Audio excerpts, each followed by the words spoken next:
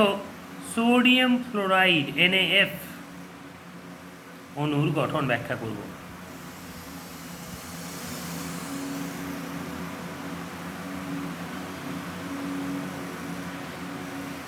আমরা সোডিয়ামের electronic configuration জানি 281,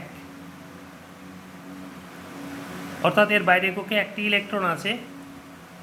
এবার ফ্লোরিন এর পারমাণবিক সংখ্যা আমরা জানি 9, তাহলে ইলেকট্রনিক কনফিগারেশন 27, অর্থাৎ ফ্লোরিনের বাইরের কক্ষে 7টি ইলেকট্রন আছে, 1 2 3 4 5 6 7।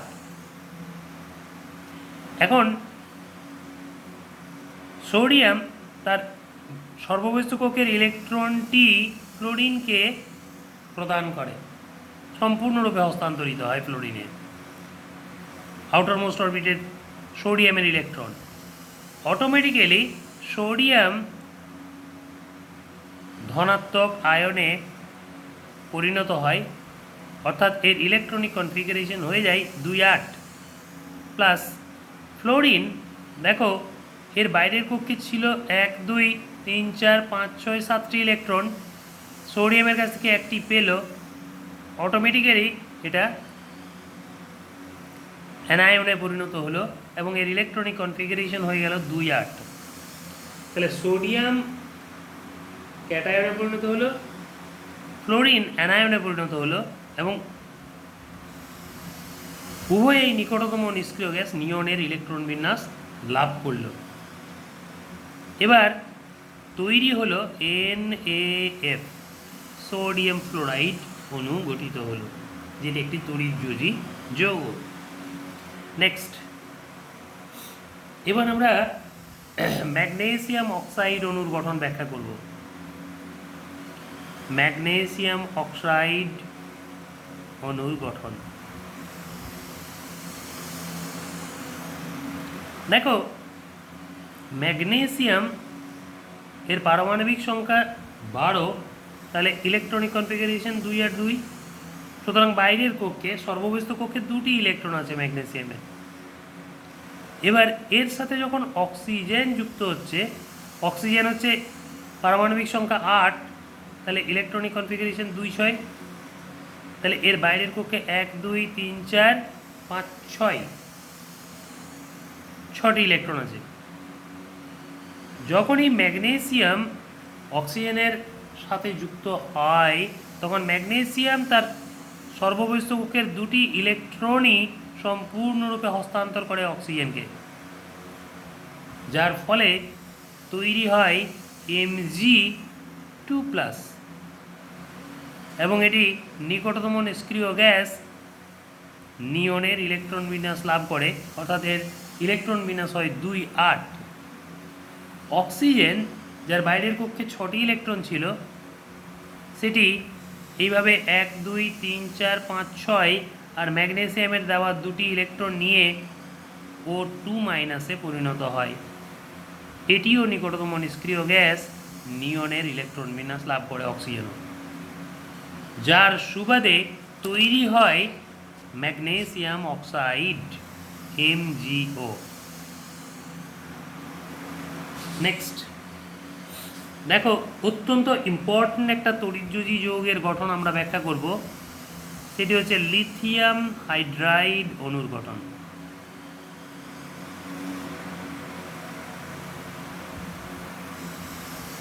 কিভাবে লিথিয়াম হাইড্রাইড অণু গঠিত হয় সেটা দেখাই। তোমরা সকলেই জানো লিথিয়ামের পারমাণবিক সংখ্যা 3, তাহলে লিথিয়ামের ইলেকট্রনিক কনফিগারেশন হচ্ছে 2 1, তাহলে আউটার মোস্ট অরবিটে একটি ইলেকট্রন আছে লিথিয়ামে।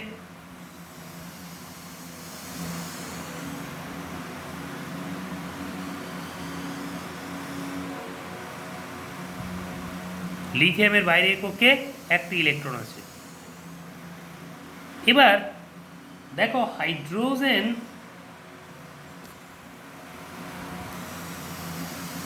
যখন হাইড্রোজেনের সাথে যুক্ত হয় লিথিয়াম, হাইড্রোজেনেরও বাইরের কক্ষে কিন্তু একটি ইলেকট্রন আছে। এটাকে আমি ডট চিহ্ন দিয়ে ডিনোট করছি, কারণ হাইড্রোজেনের পারমাণবিক সংখ্যা 1।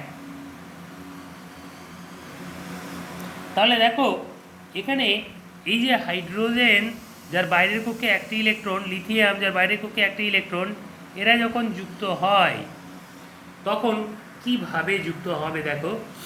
লিথিয়াম তার সর্ববহিস্থ কক্ষের একটি ইলেকট্রন হাইড্রোজেনকে হস্তান্তর করে, কমপ্লিটলি ট্রান্সফার হয়। অটোমেটিক্যালি লিথিয়াম যখন ইলেকট্রনটা হস্তান্তর করলো, অটোমেটিক্যালি লিথিয়াম হয়ে গেল পজিটিভলি চার্জড এবং এর ইলেকট্রনিক কনফিগারেশন হলো নিকটতম নিষ্ক্রিয় গ্যাস হিলিয়ামের মতো। আর হাইড্রোজেন যখন লিথিয়ামের কাছ থেকে একটা ইলেকট্রন পেয়ে গেল, তখন এরও বাইরের কক্ষে ইলেকট্রন সংখ্যা হয়ে গেল 2। অটোমেটিক্যালি হাইড্রোজেনও নেগেটিভলি চার্জড হয়ে গেল, সিঙ্গেল নেগেটিভলি চার্জ মানে অ্যানায়ন তৈরি করলো। এবার এই যে Li plus plus H minus, এরা পরস্পর সংযুক্ত হয়ে LiH তৈরি করলো, লিথিয়াম হাইড্রাইড যৌগ গঠন করলো। এখানে দেখো লিথিয়াম হাইড্রাইড যৌগ গঠনকালে প্রতিটি আয়নের অর্থাৎ Li প্লাস এবং H মাইনাস এদের প্রত্যেকের সর্ববহিস্থ কক্ষে 2টি ইলেকট্রন থাকে। তার মানে Li প্লাস এবং H মাইনাস উভয়েরই অষ্টক পূর্তি ঘটেনি, কিন্তু দ্বৈত পূর্তি ঘটেছে। তাহলে এটি একটি অত্যন্ত ইম্পর্ট্যান্ট যৌগ লিথিয়াম হাইড্রাইড, যেখানে অষ্টক পূর্তি ঘটে না কিন্তু দ্বৈত পূর্তির মাধ্যমে তড়িৎযোজী যৌগ লিথিয়াম হাইড্রাইড গঠিত হয়। পরবর্তী উদাহরণে আমরা আসি। দেখো পটাশিয়াম সালফাইড অণুর গঠন, K2S অণুর গঠন।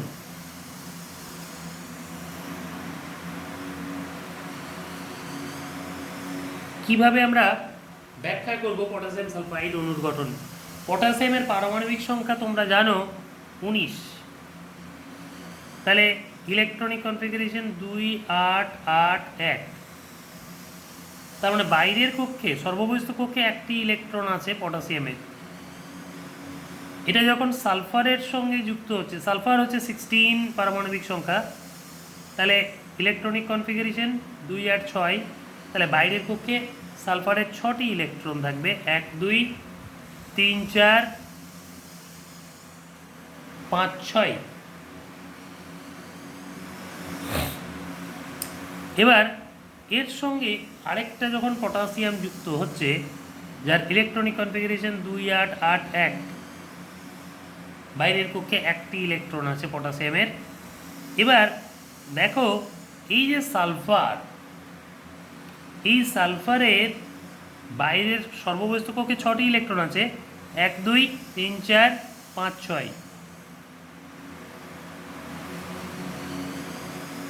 এ কি করছে দেখো, সালফার এখানে এই পটাশিয়াম থেকে একটা ইলেকট্রন পাই, আর এই পটাশিয়াম একটা ইলেকট্রন সালফারকে দেয়।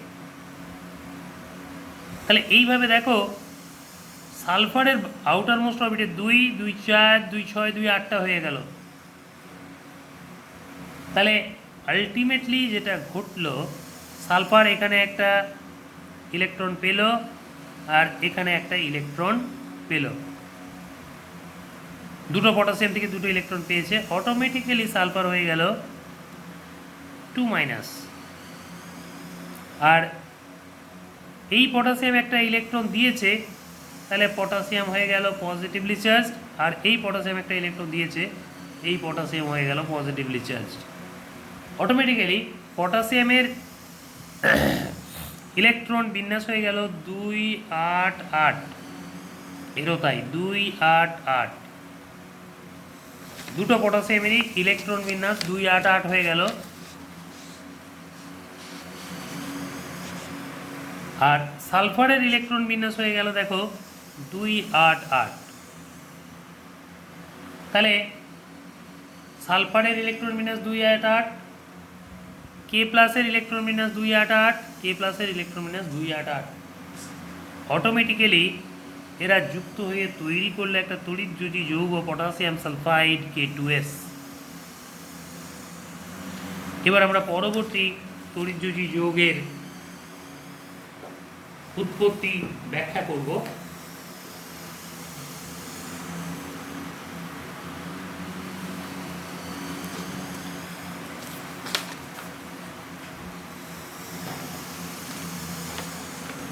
দেখো নাম্বার 6, অ্যালুমিনিয়াম অক্সাইড অণুর গঠন। Al2O3 অণুর গঠন।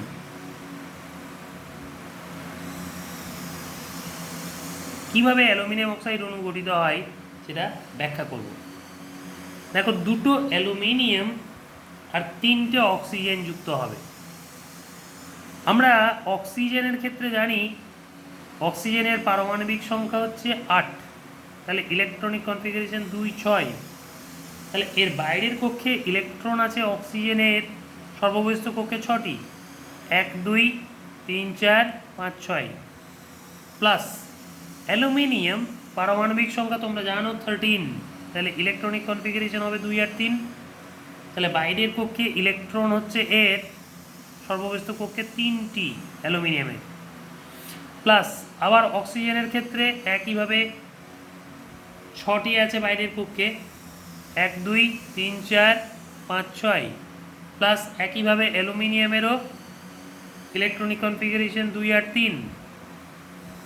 তাহলে এরও বাইরের কক্ষে 3টি ইলেকট্রন আছে, 1, 2, 3 প্লাস আবার অক্সিজেনের ক্ষেত্রে 2, 6, তাহলে বাইরের কক্ষে 6টি ইলেকট্রন, 1, 2, 3, 4, 5, 6। এবার এরা যখন যুক্ত হবে তখন দেখো এই অক্সিজেনের বাইরের কক্ষে 6টি আছে, সুতরাং এই অ্যালুমিনিয়ামের কাছ থেকে একটি পাবে, অ্যালুমিনিয়াম একটা দিল, এই অ্যালুমিনিয়াম এখান থেকে একটা ইলেকট্রন দিল।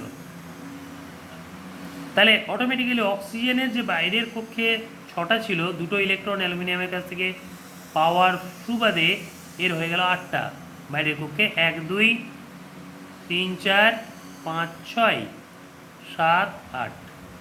অটোমেটিক্যালি ও 2- হয়ে গেল এবং এর ইলেকট্রনিক কনফিগারেশন হয়ে গেল 2, 8 অক্সিজেনের। অ্যালুমিনিয়াম এর তৃতীয় ইলেকট্রনটা এই অক্সিজেনকে দিল, আর এই অ্যালুমিনিয়াম এখান থেকে একটা ইলেকট্রন অক্সিজেনকে দিল, আর এই ইলেকট্রনটা এই অক্সিজেনকে দিল, আর এই ইলেকট্রনটা এই অক্সিজেনকে দিল। অটোমেটিক্যালি প্রত্যেকেরই outermost orbit fully filled up by the electron হয়ে গেল, অর্থাৎ অক্টেভ ফুলফিল হয়ে গেল।